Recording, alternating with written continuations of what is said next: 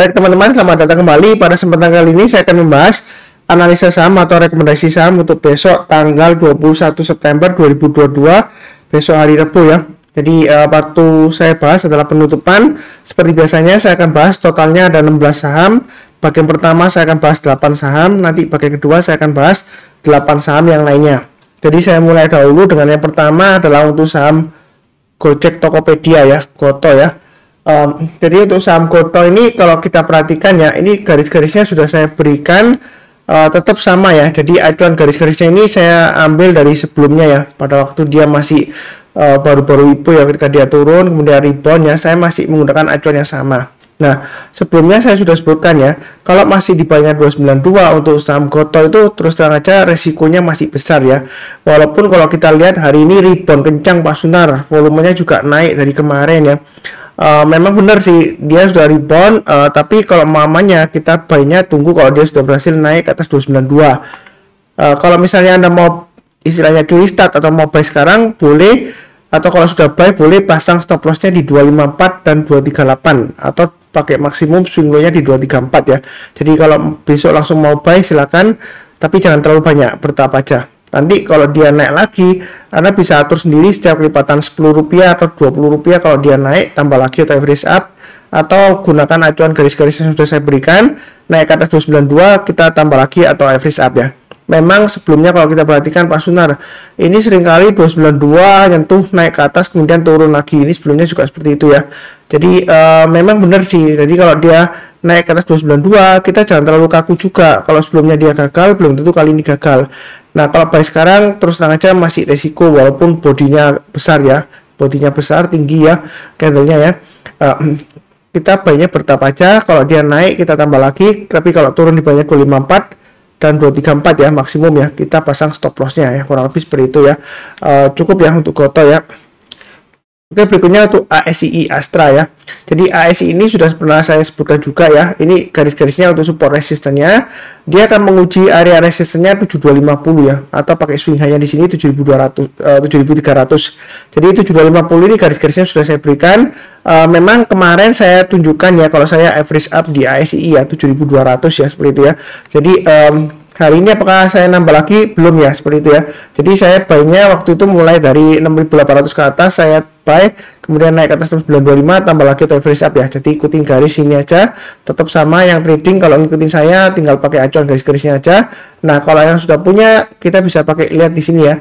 Acuannya high sebelumnya di 7050. Jadi kalau mau pasang trailing stop paling dekat di 7050. Berikutnya lagi bisa pasang di 6925 atau pakai acuan swing low-nya di sini ya, 6900 ya. Ini low-nya tanggal 16 September 2022. Nah, misalnya kalau Anda mau buy on weakness, boleh tunggu di area 6800 atau 6450 ya, maksimum di 6250. Tapi jangan di 6000 ya, terlalu jauh ya. Jadi tunggu di 3 area 6800, 6450 dan 6250. Itu yang mau buy on weakness. Jadi buy on weakness itu kalau dia turun kita jangan langsung buy. Buy-nya kalau sudah berhasil rebound atau mantul ke atas barusan kita buy. Kalau dia naik lagi ke atas 925 tambah lagi atau average up. Nah, kalau nggak dikasih ya kita boleh buy high sell higher. Jadi kalau naik ke atas 7250 atau 7300 kita boleh tambah lagi atau average up, target plus berikutnya di 7625 dan 8000 ya, seperti itu ya. Kalau menurut saya sih ini memang masih cenderung sideways, walaupun dia sudah berhasil breakout ya, sebelumnya kan 7050 dia sudah berhasil breakout. Nah, dia masih menguji area resistance berikutnya ya, 7250 sampai dengan 7300. Kalau dia berhasil breakout kita boleh tambah lagi average up ya. Jadi buy high sell higher. Kalau yang belum punya, kalau yang sudah punya, kalau mau tambah lagi atau average up silakan ya, kurang lebih seperti itu. Oke, berikutnya SMGR. Jadi SMGR ini kalau kita perhatikan volumenya masih cenderung menarik, harganya masih naik ya. Memang ini garis 7225 ini saya tebalkan, kenapa? Sebelumnya saya sudah sebutkan ya, yang bagi yang mau amannya memang tunggu kalau sudah berhasil naik ke atas 7225. Tapi kenyataannya Pak Sunar, kalau saya banyak di 7225 itu nggak lama lagi dia besok naik atau 1-2 hari kemudian dia turun lagi Pak Sunar, atau sideways kemudian turun ya, seperti ini ya. Dia naik kemudian nggak lama lagi ya, dia cenderung lesu turun lagi ya. Ya, tapi kita jangan terlalu kaku ya. Kalau misalnya sebelumnya dia gagal, ini saya sudah pernah sebutkan juga, ini ada formasi double bottom ya. Ini sudah berhasil breakout, ditutup di atasnya dari neckline-nya ya. Jadi untuk SMGR ini masih ada potensial untuk naik lagi, masih ada. Kalau misalnya Anda mau buy, tunggu kalau naik ke atas 7225 ya, kita buy, naik lagi ke atasnya high-nya hari ini 7350, tambah lagi atau average up, naik ke atas 7525 tambah lagi ya. Target price berikutnya 7800 dan 8275. Jadi SMGR ini apakah naik karena ada proses penyelesaian dari akuisisi SMBR, ya mungkin aja, tapi di sini saya fokusnya ke pergerakan harga sahamnya. Yang mau buy on weakness misalnya Pak Sunar, saya nggak buru-buru, tunggu aja di area buy on weakness, tunggu di area 6850 ya. Jadi sebenarnya yang ini saya harusnya sudah buy, karena ini 6850 ini sudah saya pakai acuan sebelumnya ya. Jadi bukan karena sudah naik terus saya bahas, enggak, ini sebelumnya saya sudah sebutkan. Kalau misalnya Anda ketinggalan, tunggu di area 6850 ya. Buktinya dikasih di sini ya. Kemudian di sini mungkin naik lagi, wah Pak Sunar gagal, saya tunggu nggak, mungkin ketinggalan atau gimana ya, terus dia gagal. Nah kemudian dia berhasil naik lagi ke atas 6850, kita barusan buyback. Nah kalau kita perhatikan sebelumnya saya buyback, dia cenderung sideways Pak Sunar, nggak naik turun panas dingin ya, kemudian akhirnya turun lagi. Nah kita jangan terlalu kaku juga ya, makanya saya sudah sebutkan ya, kalau sebelumnya dia gagal belum tentu kali ini gagal juga. Ini sama juga 7225, kalau di sini dia gagal seringkali ya. Nah kalau dia berhasil ditutup di atasnya, kita boleh tambah lagi atau average up kalau yang sudah punya ya. Kalau mau tambah lagi silakan, atau yang belum punya buy high sell higher, jadi 7225 ke atas buy, 7350 tambah lagi atau average up dan seterusnya. Sebenarnya untuk SMGR ini dia masih ada peluang untuk naik ke paling tidak ke 7800 ya, kalau dia berhasil breakout ke atas 7225 ya. Mudah-mudahan aja kurang lebih cukup ya untuk SMGR. Oke, berikutnya untuk SLIS ya. Jadi memang sebelumnya data yang saya sebenarnya sudah pernah saya bahas juga, kalau mau buy on weakness tunggu aja koreksi di area 183 ya. Nah ternyata kan Pak Sunar nggak sampai dikasih 183, nggak nyentuh ya, di sini hanya sampai di 186. Tapi saya sudah sebutkan garis berikutnya, kalau dia berhasil breakout ke atas 216 mau buy up, atau yang belum punya kalau mau buy silakan ya, naik ke atas 264 tambah lagi. Nah hari ini dia higher high, kalau yang sudah punya ya tinggal pasang aja trailing stopnya atau stop lossnya di 264 dan 216. Yang misalnya wah Pak Sunar takut saya tunggu di bawah, ya tunggu aja di 183. Ini saya nggak tahu ya kenapa kok dia tiba-tiba naik, karena sebelumnya dia nggak liquid. Saya nggak baca beritanya. Kalau yang tahu mengenai beritanya silahkan tulis di kolom komentar. Terus terang aja saya di sini fokusnya ke pergerakan harga sahamnya, bukan ke bambarnya ya. Saya fokusnya ke trennya, support resistennya, bukan ke bambar atau brokermologi dan lain-lain ya. Nah di sini dia akan menguji resisten berikutnya 380, kemudian berikutnya lagi di sini ada minor resistennya 410, kemudian berikutnya setelah 410 ini saya gambarkan pakai acuan swing high sebelumnya ya 482, dan sebelumnya lagi di sini 615. Jadi ini garis-garisnya support resistennya tuh SLIS ya. Nah kira-kira yang belum punya, kalau mau buy langsung boleh nggak Pak Sunar? Boleh ya, pasang aja stop lossnya di 264. Kalau misalnya Anda takut tunggu buy on weakness ya tunggu aja di 183 atau 216 ya. Jadi artinya buy on weakness itu kalau dia turun di bawahnya kemudian berhasil rebound masuk ke atas, kita barusan buy. Atau kadang-kadang kita bisa pakai acuan MA20 nya ya. Jadi kalau ini kan MA20 nya ditinggal jauh ke atas. Nah ketika dia koreksi mendekati MA20 nya seperti ini ya, atau pakai garis-garis yang sudah saya berikan, mungkin nanti sekitar 216 atau paling dekat di 264 ya. Jadi kalau dia turun di bawahnya berhasil rebound, kita barusan buy. Nah kalau misalnya nggak dikasih buy on weakness, kalau yang mau trading buy ya kita buy high sell higher, naik ke atas 320 kita buy, target price berikutnya di 380 dan 410 ya. Berikutnya setelah 320 kalau mau tambah lagi pakai acuan setiap kelipatan Rp20 aja ya untuk SLIS. Nah apakah ada aksi korporasi saya nggak tahu ya, jadi silakan dicek. Saya di sini fokusnya kepada pergerakan harga sahamnya. Kurang lebih cukup ya. Oke, berikutnya untuk CARE. Ini salah satu saham repo kalau nggak salah seingat saya ya. Memang dulu pernah disuspend, kemudian setelah itu turunnya dalam banget ya. Jadi untuk CARE ini memang resikonya lumayan tinggi, tapi di sini kalau dia sudah berhasil tembus lagi ke atas 500, sebenarnya cukup menarik ya. Target price berikutnya 520, 540 dan seterusnya. Ini sudah pernah saya bahas lama banget. Memang kalau masih di bawahnya 500 dia masih resiko. Mungkin ada yang bilang, oh Pak Sunar untuk CARE ini kan sebelumnya naik ke atas 500 juga paling tinggi 510 sampai dengan 520, kemudian nggak lama lagi dia turun lagi. Ya kita jangan terlalu kaku juga ya. Memang di sini dia kecenderungan masih testing 520 ya. Sebenarnya masih di bawahnya 520 itu masih resiko, tapi menurut saya sih kalau sudah di atas 500 resikonya lebih kecil lah ya, seperti itu ya. Walaupun kalau kita lihat, wah ini sebelumnya ekor panjang ke atas loh Pak Sunar, seringkali dia susah banget tembus ke atas 520 ya. Ya sebenarnya sih kita jangan terlalu kaku ya. Kalau sebelumnya dia gagal, belum tentu kali ini gagal juga ya untuk care ya. Ya mudah-mudahan aja kali ini berhasil. Belinya bertahap aja, kalau dia naik ke atas 500 buy, naik ke atas 520 tambah lagi atau freeze up, target price berikutnya 540, 560 dan 580 ya. Kurang lebih seperti itu ya. Nah, di sini MA20-nya sudah mengarah ke atas, harganya masih di atas MA20-nya ya. Seperti itu ya. Atau kalau mau buy weakness ya tunggu aja di 480, atau strateginya kalau dia memotong MA20-nya ya. Jadi ketika dia memotong MA20-nya dari bawah ke atas ya, ketika dia sudah tembus ke bawah kemudian memotong dari bawah ke atas, di sana semangat kita untuk buy ya. Jadi kita lihat perpotongan dari MA20-nya. Kalau misalnya turun di bawahnya MA20-nya, kalau dia berhasil rebound lagi mantuk ke atas, kita beli buyback. Yang sebelumnya kalau sudah kena trading stop ya, atau yang sebelumnya kena stop loss, kalau mau trading ticker ya buyback boleh ya. Jadi tunggu rebound mantuk ke atas selama MA20-nya masih mengarah ke atas ya. Kurang lebih cukup. Berikutnya kita lihat untuk Unilever ya.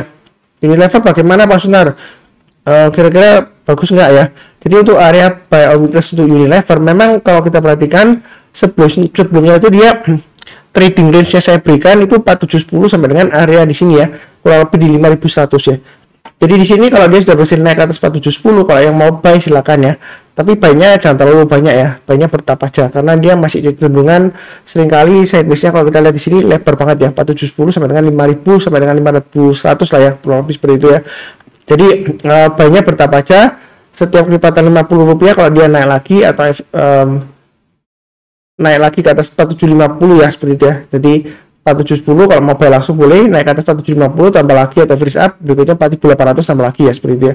Dan kalau kita lihat di sini sebelumnya saya gambarkan acuannya 4890 ya, pakai swing high di sini kalau salah ya.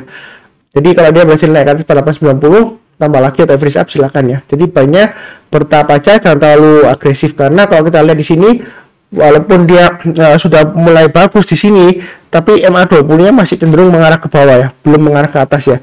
Kecenderungan masih lesu. Jadi dia masih testing resistennya sekitar ini, resisten terdekatnya di swing high-nya 4880 ya. Jadi kalau naik ke atas 4890 kita boleh buy high sell higher, kalau mau tambah lagi silakan ya. Sebenarnya sih mau buy sekarang boleh aja. Nah, kalau buy sekarang pasang stop loss-nya di mana Pak Sunar? Ya pasti acuan aja di sini kalau kita lihat low-nya 4580 ya. Jadi kita pakai stop loss-nya di 4580, kemudian maksimum di 4500 ya. Itu untuk Unilever ya. Apakah kedepannya masih cenderung bagus Pak Sunar untuk Unilever? Ya, kalau dia sudah berhasil naik ke atas 4710 menurut saya sih masih ada harapan untuk breakout lagi ya. Tapi kalau di bawahnya terus terang aja saya pesimis ya kalau masih bertahan di bawahnya ya. Tapi kalau sudah bertahan di atasnya menurut saya sih kalau mau buy silakan. Tapi buy-nya bertahap aja. Kurang lebih cukup ya. Oke, berikutnya itu SMDM. SMDM saya nggak tahu ya karena terus terang aja sebelumnya nggak liquid ya. Ini nggak tahu digoreng atau ada aksi korporasi tertentu atau gimana. Jadi saya terus terang aja nggak baca beritanya ya. Jadi mungkin aja ini memang digoreng, terus terang aja digoreng karena sebelumnya tidak liquid ya. Jadi strateginya bagaimana? Saya coba pakai acuan sebelumnya ya, support resistennya ya. Ini saya gambarkan dari swing high sebelumnya di sini kurang lebih di area 360. Jadi memang supportnya agak jauh ya 360. Ini kalau kita pakai acuan target price berikutnya atau kurang lebih resistennya, saya pakai acuan swing high di sini ya, ini di area sekitar 500 ya. Jadi setelah 310 memang agak jauh ke 500. Kemudian berikutnya lagi ini target price berikutnya sekitar area lumayan jauh juga ya, 670-an ya. Nah, tapi di sini saya kasih 600 saja ya. Jadi ini untuk SMDM. Kalau misalnya Anda mau buy sekarang boleh nggak Pak Sunar? Boleh aja sih kalau Anda mau buy ya besok ya. Langsung ya buy ya. Tanggal 21 kan besok ya. Jadi kalau buy langsung pakai acuan trailing stopnya atau stop loss terdekatnya di 390 ya. 360 mungkin terlalu jauh, kalau Anda pasang ya 390 aja. Jadi intinya kalau dia bertahan di atas 390 menurut saya sih masih cukup menarik ya. Nah, kalau mau buy on weakness saya ada dua area ya. Anda bisa buy on weakness di area 304 atau 360. Intinya buy on weakness itu kalau dia koreksi turun di bawahnya, kemudian berhasil rebound atau mantul ke atas, di sana kesempatan kita untuk buy. Kalau nggak buru-buru kemungkinan ya 304 dikasih lah ya. Ini MA20-nya masih mengarah ke atas. Kemungkinan nanti kalau dia koreksi memotong ke bawah, nah setelah dia memotong ke bawah MA20-nya, kalau dia sudah berhasil rebound lagi memotong ke atas, di sana kesempatan kita untuk buy ya, buy on weakness. Volumenya hati-hati ya, seringkali hilang ya di sini ya. hilang dari mana Pak Sunar? Ya ini kan sebelumnya naik tinggi, kemudian besoknya masih naik tinggi, higher high, tapi dia volumenya berkurang ya, seperti itu ya, kurang lebih setengahnya ya. Jadi ini cenderungan tidak liquid ya, karena beberapa hari dia tiba-tiba di sini nggak ada volume ya. Memang nggak ada volume kalau dia masih di jalur uptrendnya. Setelah dia breakout naik tinggi kemudian koreksi volumenya rendah, itu biasanya tandanya bagus ya, dia akan berusaha untuk breakout lagi naik ke atas ya, tapi fluktuasinya tinggi. Kalau yang nggak berani, saran saya jangan ikutan buy, nanti jangan daripada nyangkut ya. Jadi ini fluktuasinya memang tinggi, resikonya tinggi.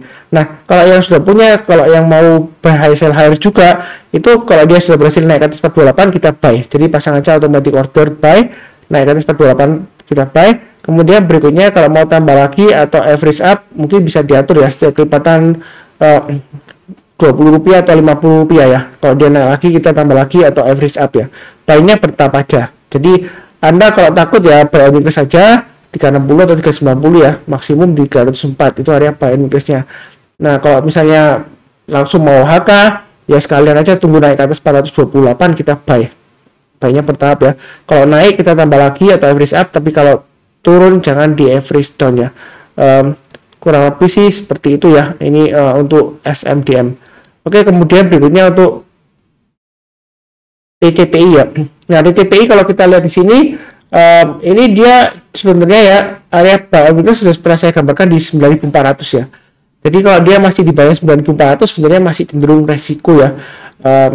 Memang ya kalau kita bicara mengenai kenyataannya di sini, Pak Sunar bilang selama di bawah 9.400 resiko, tapi buktinya ya mungkin ya dia bilang gitu ya. Saya belinya mungkin di sini ya. Ternyata dia sudah naik tinggi loh Pak Sunar. Ini Pak Sunar sebelumnya bilang turun bawah 9.400 turun resiko. Padahal kan beli di bawah murah. Ya sebenarnya kalau saya boleh bilang ya, kalau sudah terjadi itu ngomongnya gampang ya. Kadang-kadang kalau orang itu kalau naik ya barusan keluar kemana-mana ngomong ya saya buy-nya di bawah. Tapi kalau turun lagi biasanya diam ya. Karena kenapa kok tunggu naik konfirmasi ke atas 9.400? Menurut saya sih selama di bawah 9.400 untuk TCP ini masih resiko ya. Jadi kita tunggu naik ke atas 9.400. Atau kalau kita lihat di sini paling cepat ya yang belum punya naik ke atas 9.300 buy. Kemudian berikutnya setiap kelipatan Rp50 atau Rp100 kita tambah lagi atau average up ya. Nah, stop loss-nya memang agak jauh 8.900 ya. Memang fluktuasinya tinggi. Kalau kita perhatikan di sini, ini tanggal 16 September ini fluktuasinya tinggi ya. Low-nya di 8.200, high-nya di 9.225, open-nya di 8.675. Ya, hati-hati aja ya. Sebentar saya lihatkan dulu kenapa ini kalau fluktuasinya yang tinggi. Ini tanggal 16 September ya. Coba kita lihat dari hourly-nya 16 September.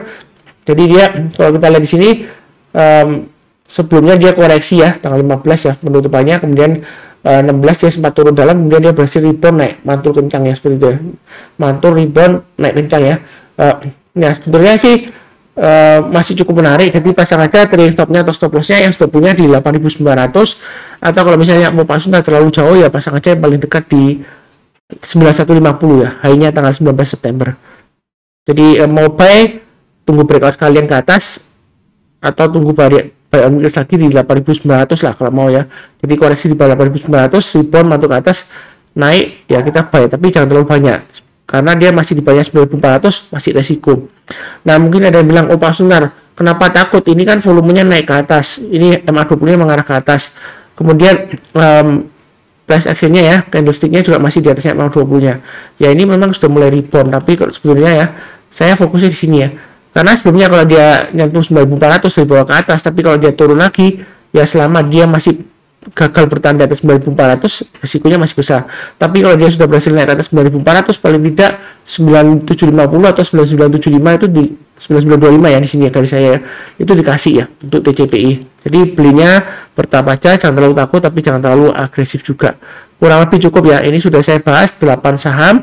Nanti berlanjut ke bagian kedua, saya akan bahas 8 saham yang lainnya. Seperti biasanya, yang baru kenal channel Saham Profit, jangan lupa subscribe, like, nyalakan lonceng notifikasinya. Seperti biasanya, saya doakan selalu semuanya selalu sehat, damai, dan sejahtera selalu.